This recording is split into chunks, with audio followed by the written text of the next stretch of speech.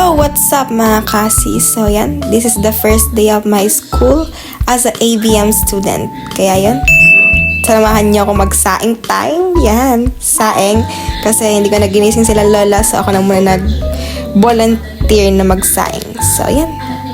And after nun, pagkatapos ko nagsaing, naligo na ako. It's ligo time because maaga papasok ko for dapat 5:30 nandun ako sa school.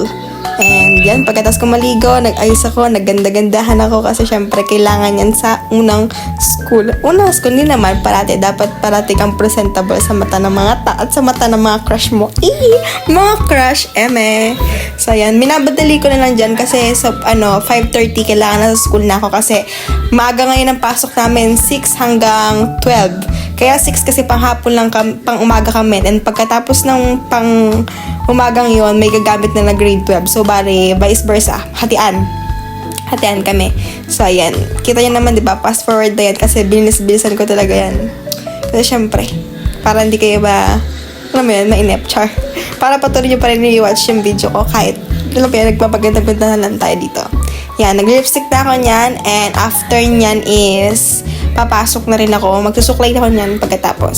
So, yan. Spray lang. Ganyan. And, yan. Suklay. Magsuklay time tayo tuwing umaga.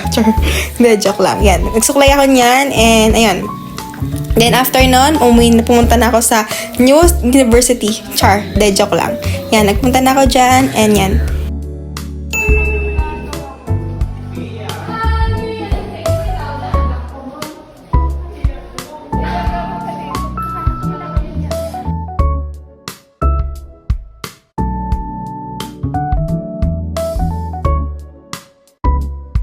Then, after ko mamit mga new classmate ko, kita nyo naman, basang-basa kasi nabasa ako ng ulan. Inabot kami ng ulan Then, yan. Diyan may kita nyo yung mga dati kong kaklase na grade 10. Yan, si Rachel, sina Jesser, at saka si Jamer.